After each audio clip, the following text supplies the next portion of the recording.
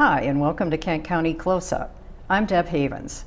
Today we leave the borders of Kent County far behind. Our conversation will focus internationally on the African country of Kenya and the mission that compelled my guest to leave Michigan to pursue. Megan Ayres' major at Michigan State University is International Development. Her recent internship in Kenya gave her a great opportunity to explore how the actions of a few can change the lives of so many. Megan, welcome to Kent County Closeup. Thank you. Thank you for having me. Oh, our pleasure. You and I met briefly not too long ago, and I heard your story about growing up in Greenville and then traveling to Kenya, and it was just a fascinating thing I wanted to explore with you more. Sure. But let's begin with a bit of your history. Truly, how does a girl growing up in Greenville get interested in international development and travel around the world? Yeah, so my family has been traveling as long as I can remember. We've always been going on trips. But what really instilled the travel bug bit me really is when I went to Poland as a part of the Rotary Youth Exchange. And after that, I just haven't been able to stop. It's what has kind of kept me going. And just the idea of exploring new places and cultures has always just really, really intrigued me. So was there anything about the continent of Africa in particular that stirred your curiosity? Yeah, it's so different. And every country in Africa is just so unique to itself. So, the culture is just so rich and beautiful. It's hard not to be intrigued, Yeah. truly. Let's take a look at where you were actually traveling to. Sure. We have a little map here of Africa, the subcontinent, and there are so many countries that make up this part of the world. You were actually going over there to Kenya. East. Yeah. Yep, right underneath Ethiopia there. Underneath Ethiopia, okay. So that gives us a little idea. It has obviously a very varied topography if it's on the ocean and an inland. Absolutely, yeah. So it has a coastal region as well as a mountainous region. It touches the Serengeti, so there's also that savanna and grassland there too. So I was able to travel around Kenya quite a bit and explore all those different areas. Oh wow, that sounds wonderful. It was great. So now you're exploring international development as a student at MSU. How does that relate to the country of Kenya? Did you go there with a specific task you had to complete for school? Yeah, so I do have to have an internship as part of my goals for graduation. So it didn't have to be international, but being an international development student, I thought it would be perfect to have that opportunity. And Kenya is a developing country. A lot of its factors are still in the developmental phases. So it was a great place to explore that, as well as many other countries in Africa. So you went with a specific idea in mind of what you were going to explore there. It wasn't just visiting various cities and mountains and whatnot. No, absolutely not. I went with a goal of learning the factors that go into international development, and it just so happened to be Kenya. I could have gone to any other country in Africa really, because a lot of them are still developing. I see. Okay, so let's take a brief look then at the focus of your internship. Now I understood that students, once they completed like an in-class study, then you were actually assigned to different parts of Kenya. Yeah, there were 12 students altogether, each with kind of a different focus involving international development. Some wanted to focus on children's welfare, others were even doing architecture or policy. So a wide range of focuses, and my focus was on women's welfare, which is why I was given the internship that I did. I kind of had a say in where and how I wanted my internship to go. So after the 6 weeks of coursework, that's when I started my internship. Okay, so now your internship began in Nairobi, is that correct? My internship began in Kajiado County, which is where my internship took place. Okay, so the book learning portion was in Nairobi. That was in Nairobi. Yes. So let's take a look at that. We have a map too that shows Sure. where Nairobi is located in Kenya. So that is obviously further south. Yep, it is quite a bit south, and Kajiado, where I was living for my internship, is actually about 50 miles even more south.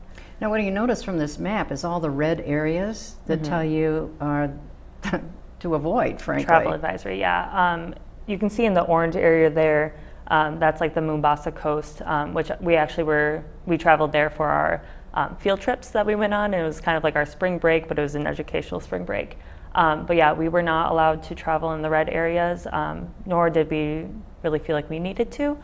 We got a good taste of Kenya from the safe areas in the yellow. Yeah. So were there any hesitations on your part about this kind of travel? Unfortunately, right before I left, there was a terrorist attack in Nairobi that kind of caught me off guard. I know that it happens every day all around us, and it is easy to ignore when we are in such a safe location, especially from Greenville.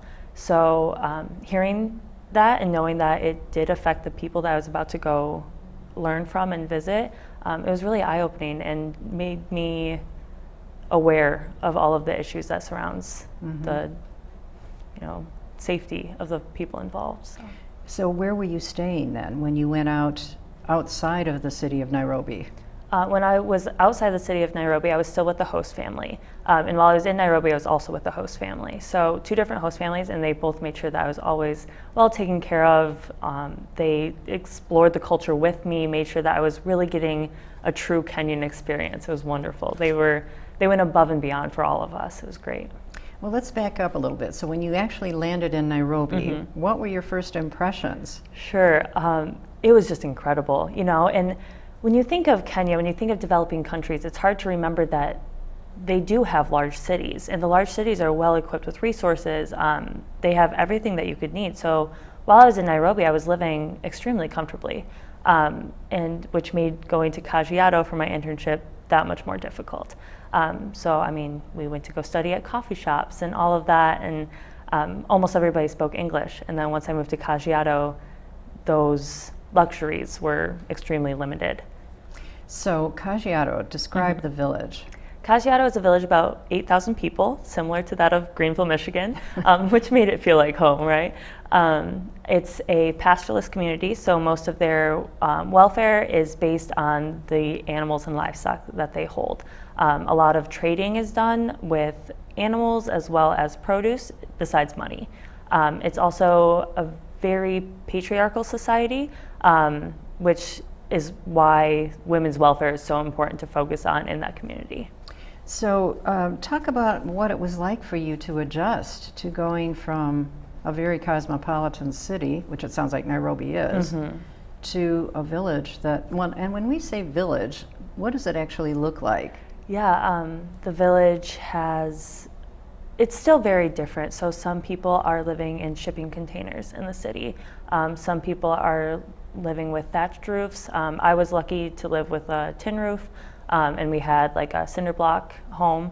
A lot of the floors are just going to be dirt, and it's a very small, close-knit community. Everybody knows everybody. They're mostly from the same tribe and the same clan as well. So a lot of family ties and stuff like that. So which tribe were you working with? I was working with the Maasai tribe, which is a tribe of about 500,000 people, a very, very traditional society. They value their traditions and their culture as well as their language. They mostly speak Maasai aside from Swahili. So after 7 weeks of learning Swahili, I then go live with the Maasai tribe where I know nothing of the language. So getting used to that culture was difficult because things are just so different from what I had just become accustomed to in Nairobi, but it's just such a rich and beautiful culture, truly just colorful and vibrant. It was beautiful. So what was one of your challenges in learning to adapt to this culture? Yeah, so what I was working with was an anti-FGM mission, which is female genital mutilation, which is still very common among the Maasai tribe. It is now outlawed in Kenya, which is causing people to do the procedure under the table.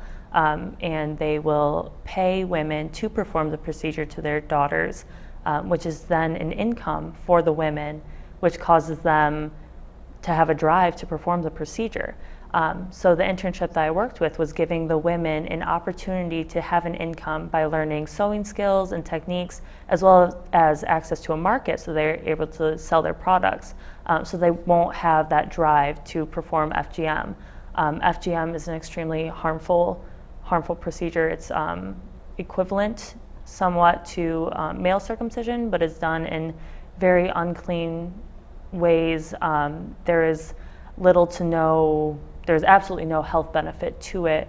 and the post-care from the procedure is slim to none. So it's a very heavy subject, but a very crucial one to understand and to know that it's currently happening right now. It's not a historic event, it is currently happening right now. So here you are, what, 19 years old? 22. 22? Yes. Okay. Walking into a culture that is patriarchal, that is ancient, that is practicing something that you are challenging. How did you approach this? It was hard because you do need to be culturally sensitive. I know that it is a procedure that has been going on through history. So for me, as an American woman who has had no experience with it, to go in and just say stop, that's hard to do. And what was really interesting to me is that it's actually typically the mothers that want the procedure done, not the fathers. For girls that go uncut, uncircumcised, they're thought of as promiscuous. And so the women and the mothers do not want their daughters to have that kind of negative negative connotation around them in such a small village, in such a tight-knit community. If your girl is not circumcised, then everybody in the community will know. And marriage is also a huge aspect of the tradition in the Maasai community. And so if a girl is thought of as promiscuous, it lowers the chances of her to be married. So then you're using a nonprofit that was organized for this purpose specifically to... Yes, it began as a part of an anti-FGM mission. It's called the Ilamrata Community Concerns, which is a mouthful, so we just call it the ICC. But it was started by a group of Maasai people who wanted to end FGM. So they sold 30 cows in exchange for a piece of land where they built an office. It's a beautiful facility, an office, as well as a building that was used as a sewing and training room for the women. It's open Monday through Friday. Anybody who wants to come in is able to come in. They have all the fabric, all the thread, everything that they will need to make school uniforms, as well as bathroom mats for women that don't have the fine motor skills or the vision to be able to use a sewing machine. There's these mats that they use embroidery needles on. That is much easier, and they can make bath mats, beading as well. So there's so many opportunities for these women at the ICC. And then on Wednesdays, they take a truck and they bring all the products to a market where the women are able to sell. Whatever they sell, they keep that money. So what specifically was your task in the midst of all of that? Yeah, so I was just kind of a programs intern, but my main project was working on an adolescent health management program.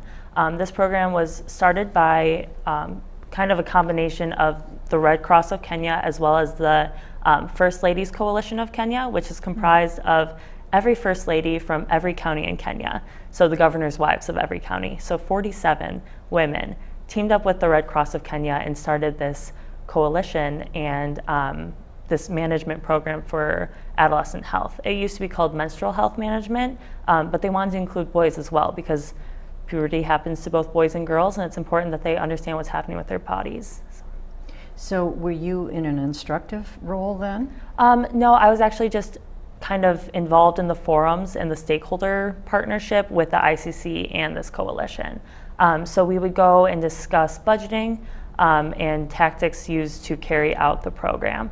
So the ICC's partnership and their role in this management program was finding funding, helping with funding, as well as providing resources to the Maasai tribes given from the Red Cross and the coalition of the First Ladies. Well, I certainly understand your challenges. Did you have a particularly bad moment along the way that really caught you unaware? Yeah, I mean, working with any nonprofit startup is going to be difficult. The ICC is only 6 years old, so they still have a lot of challenges that they're facing. So there were a lot of frustrations, the language especially. So everybody around me was speaking Maasai. I couldn't understand, but being a visitor, it's important to me that I don't make them speak English just because I'm around. So I tried my best to learn Maasai, kind of understand what was going on, and of course just be open and ask questions if I didn't understand what was going on. But yeah, communication was extremely difficult. And like I mentioned, just the cultural aspect, it's so hard. It's like walking on eggshells. You don't want to disrupt and you don't want to completely change a culture, but it's important to educate that what they're doing is not safe. It's harming so many girls, and just causing so much harm to them. So. Now, you mentioned to me that you had actually seen a procedure being administered. Mm-hmm. How did you handle the emotion of that? It's so hard, and it's so unbelievable that it's real. You know, coming from the United States, I mean, a year ago I didn't even know that FGM was a current thing. And so seeing the pain, administered to these girls is just, it's heartbreaking. It really is. Do they know before what is actually going to happen to them? They do not. So a lot of the girls know that circumcision is a process needed kind of as like a way A rite of passage. A rite of passage, true. And so they know that that must happen for them to become women, but what they don't know is exactly what will take place. And a lot of them don't realize what's happening until it is happening. So it's important to educate them while they're young before it happens, and to educate them on their rights as children as well. We educated them on their rights as children, that they can say no, that they have the ownership of their body, and that if they don't want it to happen to them, it shouldn't. So what do you think is the impact overall? Did you see any evidence of change? Absolutely. All of the women that were coming to our nonprofit organization were not cutting anymore. And these are all women who, in the past 30, 40 years, that's all that they've been doing to have an income. So a lot of the women that were coming and learning sewing techniques also were the ones that administered circumcision to a lot of the women that were working as employees for the ICC. So a lot of them had connections, and now that they are educated on the outcomes and the issues surrounding FGM, they're more aware of it, and they also spread it along, saying, no, I do not want my granddaughter to be circumcised. No, I don't want her daughter to be circumcised. So they're actually not in favor of this process so much as it's something that was just passed on through tradition. Tradition, and as well as an income. When all of the money and all of the land is in the hands of the man of the family, and you're offered an opportunity to have some sort of independence financially, a lot of them will take it. Well, let's talk just a little bit about Rotary International now. Sure. Because they obviously made this study possible. Were they expecting the results that you brought back with you? Yeah, so Rotary International has been helping me since I was a freshman in high school, and they've just been so supportive and excited about every adventure that I have. The program that I actually went to Kenya with was through the Minnesota Studies of International Development. I went through the University of Minnesota, but before I left, I did a big presentation to Rotary, and they were just so enthralled, so excited, had, just like me, had never really heard of what was happening down there. And actually just yesterday I was able to give a presentation to my local Rotary Club, and they're still just so supportive, and at the end they're like, so what's next? How else can we help you? And it's just incredible to have that support behind you in such a empowering way. Yeah. Well, let me follow up on that. What are your plans for the future? So I still have one more year at Michigan State. I'll be a senior this year, and then hopefully graduating in spring, fingers crossed. And after that, I'm hoping to find an opportunity with Rotary International. I would love to work with them possibly in Evanston, Chicago, where their headquarters is, and from there go abroad with them again. Like I said, I've been bit by the travel bug, I just can't stop. But yeah, that's the plan. If not with Rotary International, then hopefully another like very influential and powerful nonprofit corporation, and I'm hoping to do nonprofit management. Well, just to take a moment to reflect more broadly than your personal experience, do you see a connection from the work that you've done in a way that can benefit the United States or people here in even West Michigan? Sure, absolutely. So a big question that people ask is, there are issues happening in your backyard to your neighbors. How are you able to drop that locally and go and help people abroad? And we'll take the Flint crisis, for example. That is happening so local. It's affecting and impacting so many people. And it is a huge, huge issue. The difference being that United States and Michigan as a whole does have resources to help and to make an impact and try to change that around. In Kenya, and especially Nairobi and Kajiado, those resources aren't there. So when, like, clean water isn't available in Flint, but no water is available in Kajiado during the drought. Climate change is impacting them greatly, especially being a pastoralist community, and the dry season lasted for a month and a half longer than it usually does. These people were without a steady source of water for a month and a half, which is very comparable, less comparable truly, to Flint, who has been without it for years.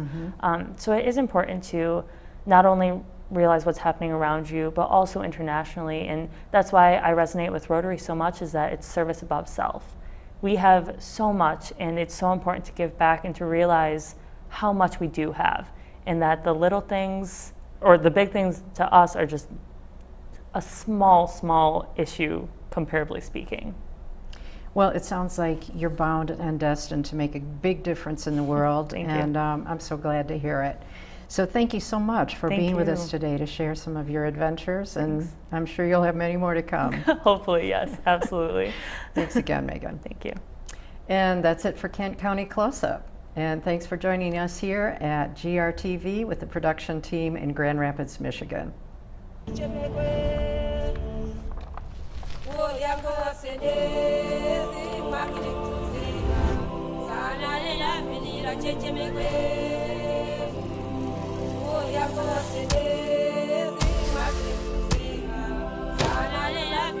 Cheche me